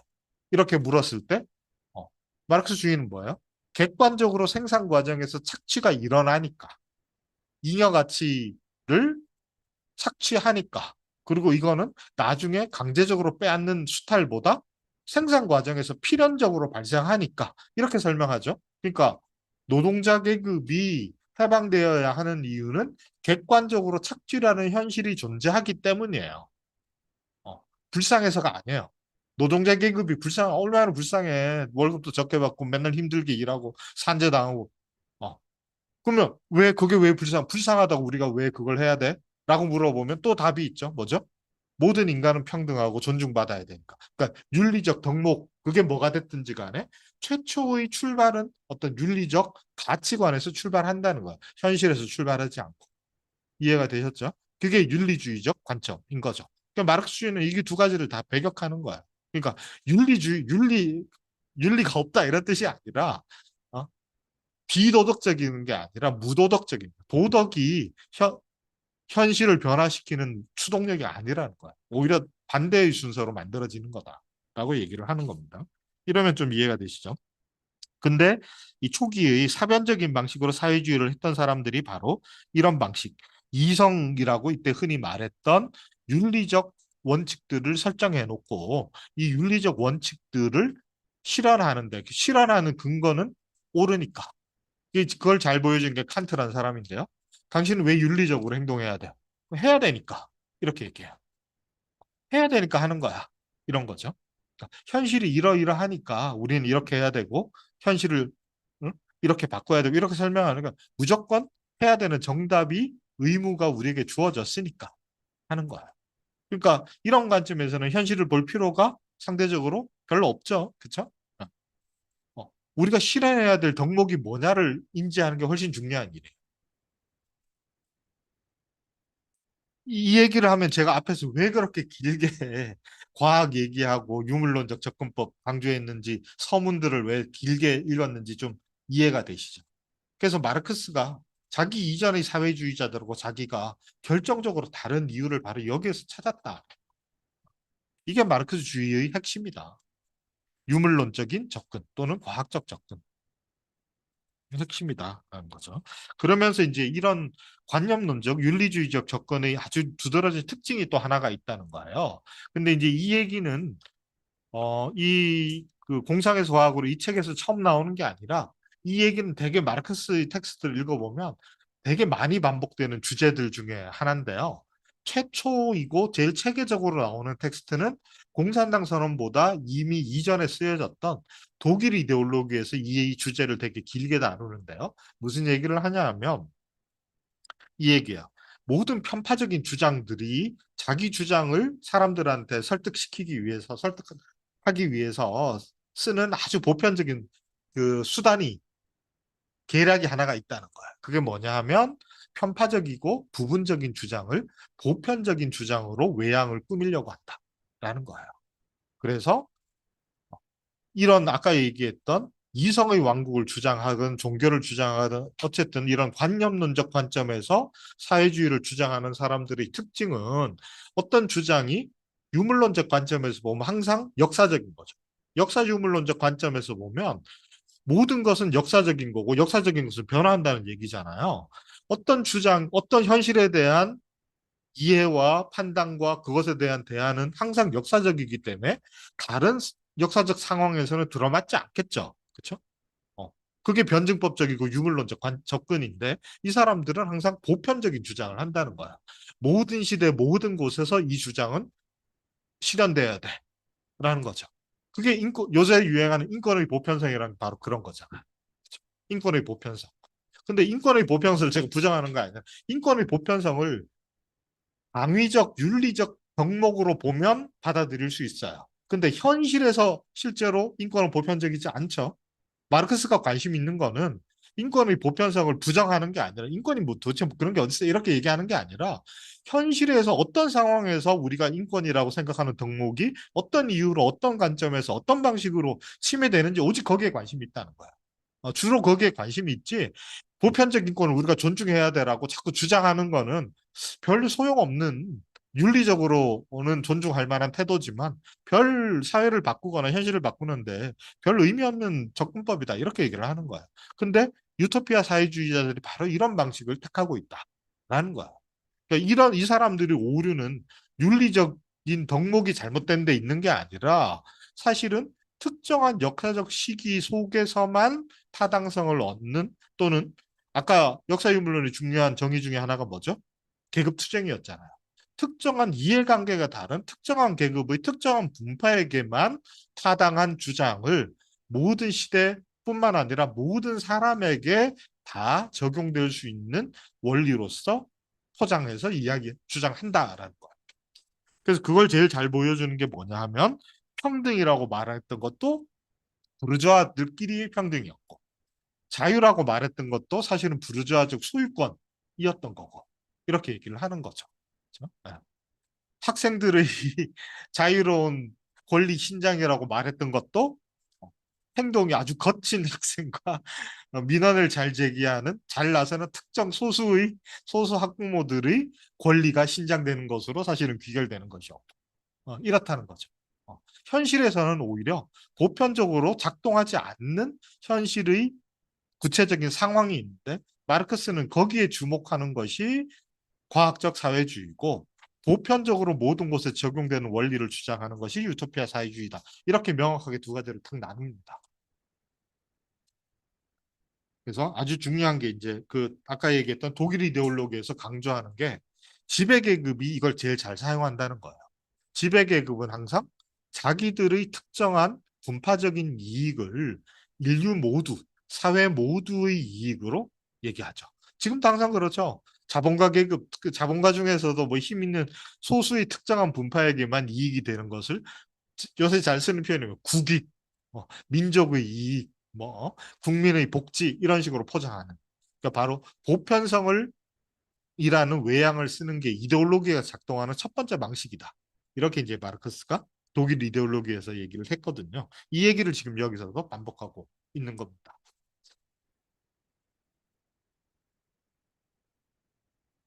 그래서 어떤 특수한 계급의 대표자가 아니라 고통받는 인류 전체의 대표자라고 자기들은 주장한다. 따라서 사회주의라는 것도 역사적이기 때문에 사회의 발전과 사회주의의 발전도 함께 일어난다고, 사회주의도 변화한다는 거예요. 그걸 오히려 당대에서 자기들이 포착했다는 거예요. 그래서 유토피아적 사회주의가 틀리고 자기들은 맞다 이런 식으로 접근하는 게 아니라 유토피아적 사회주의에서 과학적 사회주의의 역사적 변화 과정을 규명하는 것이 중요하다. 이렇게 보는 거죠. 그리고 그 변화하는 데 대한 길게 얘기를 하지 않죠. 길게 이제 실론적으로 얘기를 하는데 바로 어떤 걸 갖고 설명하냐 하면 경제적 구조, 특히 생산과 교환의 발전 정도 변화 과정을 가지고 사회주의의 변화도 설명할 수 있다라는 것을 이 텍스트에서 보여주는 겁니다. 그러니까 뭐 지금 뭐 예를 들어서 오늘 한국 사회에 적용시킨다면 그런 거죠. 한국 사회의 발전, 진보를 얘기를 할 때 어떤 추상적이고 보편적이고 영원한 원리를 가지고 진보를 얘기를 하는 것들은 다 되게 관념론적인 얘기죠. 예를 들어서 뭐 국가 권력 정치가 노동적 회급 투쟁에서 아주 중요하죠. 근데 이게 잘못 빠지면 국가라는 걸 물신적으로 보는 거죠. 국가라는 게 항상 똑같은 국가, 뭔가 변하지 않는 국가라는 게 있는 것처럼 생각을 하거나 또는 심지어 민족 국가 이런 거는 되게 위험한 거죠. 왜냐하면 민족이라는 개념도 1920년대 레닌 로이 논쟁에서 코민테른 태제에서 나온 민족과 오늘날 민족은 완전히 다른 의미로 쓰이잖아요. 그때는 민족 국가라는 게 주변부에 생기기도 전이기잖아. 그렇죠? 인도네시아, 말레이시아, 뭐 대한민국 이런 나라 하나도 없었잖아요. 그때 민족은 완전히 다른 의미를 가지고 있죠. 근데 우리는 오늘날 이제 같은 언어를 쓰고 뭐 어쩌고 저쩌고 이런 문화적 특징들을 공유하는 뭔가를 민족이라고 생각하죠. 완전히 다른 단어의 뜻 자체가 다른데 그걸 구별하지 못하거나 반제 투쟁을 하는데 민족이 그러한 문화적 어떤 특징들을 공유하는 단위가 반제 투쟁의 주체가 돼야 된다고 주장하거나 이런 거 되게 몰역사적 주장인 거죠.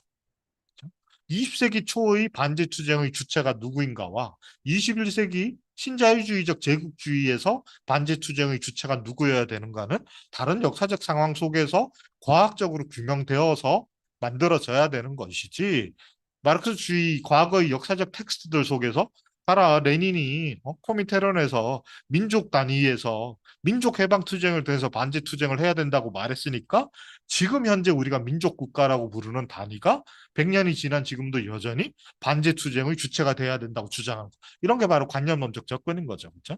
역사가 변화한다는 걸 인정하지 않는 거죠.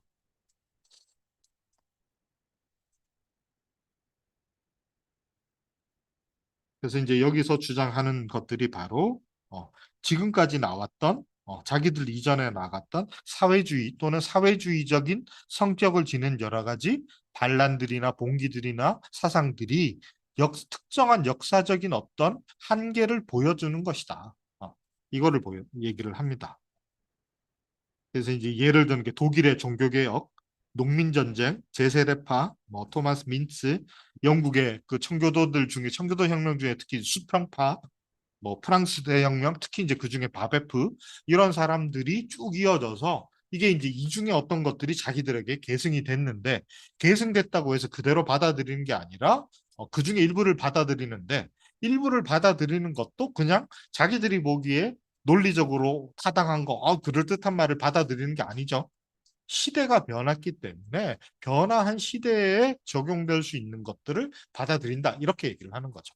예를 들어서 독일 농민 전쟁 시기에 혁명의 주체는 농민이었지만 마르크스 엥겔스가 19세기 중엽 후반에 활동할 당시의 혁명의 주체는 프레타리아트라는 그 당시 독일 농민 전쟁 시기에는 존재하지 않던 계급이 새롭게 등장을 했기 때문에 새로운 주체를 설정할 수 있다는 거죠.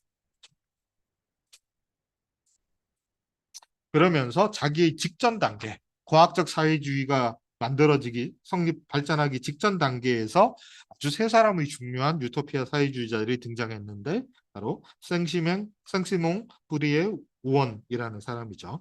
자, 요 뭐라고 쓰였는지 한번 책을 읽어보겠습니다.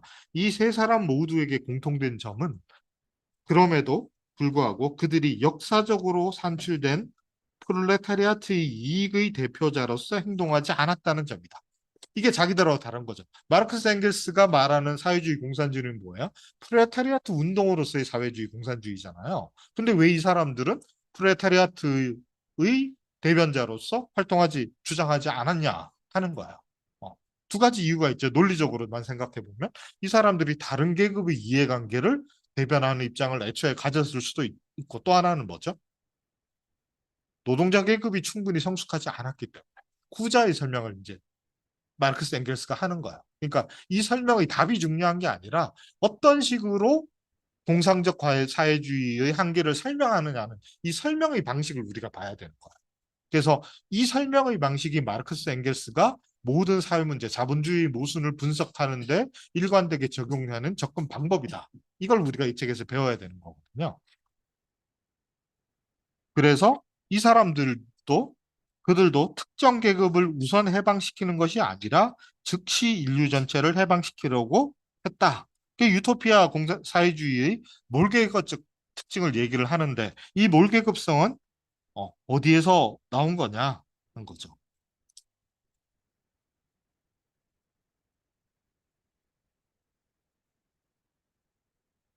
대답을 이 사람이 또 아주 명료하게 설명을 쭉 한 다음에 그 다음 페이지쯤에 이렇게 얘기합니다. 엥겔스가 이 시기에는 그러니까 이 공상적 사회주의자들이 활동하는 이 시기에는 자본주의적 생산 방식도 그리고 그와 함께 부르주아지와 프레타리아트의 대립도 아주 매우 미진한 발전 상태에 있었다. 자, 이거 아주 중요한 설명 방식이죠. 여러분들 제가 자꾸 이거 강조하면 그거 당연한 얘기를 뭐 자꾸 쟤는 똑같은 얘기를 반복해 이렇게 보실 수도 있는데요. 우리는 그게 이런 주장에 익숙해서 그런 거예요. 어, 사실 실제로 이런 식으로 어떤 사상이나 운동 노선, 정치 노선을 설명하는 접근법은 21세기인 지금도 아주 극소수에 불과해요. 이런 식으로 설명하지 않죠. 그렇죠? 특히 한국 사회만을 떼놓고 보더라도 한국 사회에서도 진보, 뭐 좌파를 표방하는 여러 노선들 중에 상당수가 이런 경제적 토대에서의 변화를 가지고 운동 노선의 변화나 주장을 설명하는 방식으로는 거의 접근하지 않습니다. 가장 널리 퍼져 있는 건 오늘날도 여전히 윤리주의적 접근이죠. 윤리주의적 접근과 종교적 접근이 한국 진보 운동에서 압도적인 다수를 차지한다고 저는 보는데요. 그 차이를 이제 오늘날 지금 우리가 활동하는 사람으로서 노동운동하는 활동가로서 공상에서 과학으로 이 텍스트를 읽는 중요한 의미는 저는 이거라고 생각하거든요. 그러니까 여전히 한국 사회에 만연해 있는 어, 진보 좌파라고 뭉뚱그려서 버무려서 말해지는 사실은 다른 여러 노선들 중에 어떤 것을 우리가 명확하게 구분할 필요가 있는데 그 명확한 지점은 어디에 있냐 하면 윤리주의적이고 관념론적 접근을 해서 그러니까 똑같은 덕목에 찬성을 대부분 하죠. 그렇기 때문에 진보 좌파로 뭉뚱그려서 얘기를 하는 거예요. 그러니까 윤리주의 접근하는 사람들이 주장하는 어떤 윤리적 가치관에 마르크스주의자들이 대부분 동의하지 않는 게 아니에요. 대부분 동의하고 공감함에도 불구하고 차이는 어디에 있느냐. 이 윤리적 덕목이 왜 실현되고 어떻게 실현되는가에 대한 설명이 완전히 다르다는 거예요. 그걸 보여주는 텍스트가 이 텍스트다. 그래서 공상은 바로 역사적 한계를 가지고 있지 논리적으로나 또는 윤리적으로 뭔가 잘못된 것이 아니다. 이 얘기를 반복해서 말하고 있습니다. 그래서 이제 아까 얘기했듯이 이런 그 사회 발전의 미성숙이 프롤레타리아트의 충분한 등장을 낳지 않았고 따라서 프롤레타리아트를 대변하는 마르크스 엥겔스 입장 같은 것은 애초에 가지기 힘들었기 때문에 이 사람들은 막연하게 사회적 하층, 사회적 약자들의 입장을 대변하는 노선을 갖고 있었음에도 불구하고 이것을 인류 전체의 보편적 해방이라는 주장으로 표현할 수밖에 없었다라는 거예요.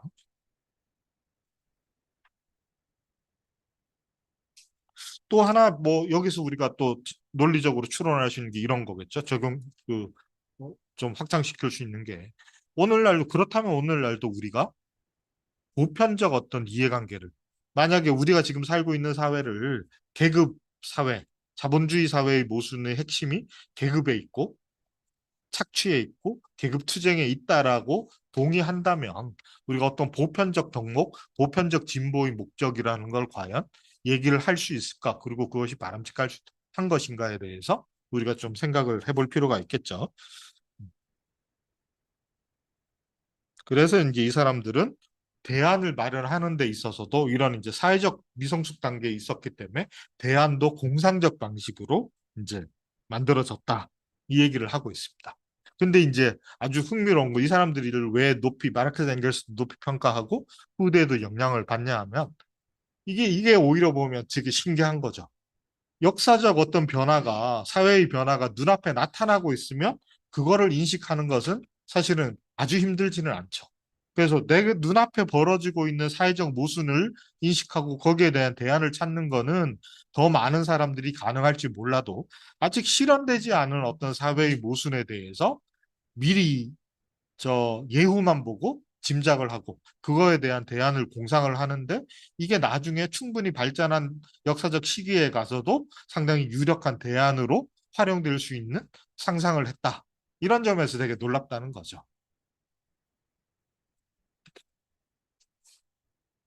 그러면서 이제 그 뒤에, 그 뒷부분부터 이제 세 사람에 대해서 차례대로 얘기를 하면서 이 사람들의 결점보다 이 사람들의 사상이 이제 아주 통찰력 있게 파악해낸 자본주의 모순과 그 대안들에 대해서 긍정적인 평가하는 부분들, 이런 것들을 얘기를 합니다. 시간을 거의 마쳤죠. 예. 사실은 뭐 오늘까지는 다 배경 설명입니다. 그래서 텍스트의 구체적인 내용들은 생시몽부터 만약에 이 책 갖고 계신 분들은 뭐 줌으로 보시는 분보다 책의 438페이지부터인데요. 이게 끝나는 페이지가 475니까 거의 한 30여 페이지, 40페이지가 채 안 되니까 A4 용지로 이 책 복사하면 한 20장 정도밖에 안 되니까 구하실 수 있는 분들은 좀 구해서 요 뒤에 부분이라도 좀 갖고 와서 같이 보시면 훨씬 도움이 될 것 같습니다. 아, 아니, 그건 서문이고, 본문. 네. 본문의 그러니까 1, 2, 3부로 되어 있거든요. 1부의 중간 정도까지 오늘 본 거예요. 그러니까 2부의 생시문 얘기부터 나머지 부분 다를 이제 앞으로 남은 4회 동안 볼 건데요. 아무래도 책을 같이 보면서 얘기를 하면 훨씬 도움이 될 것 같습니다.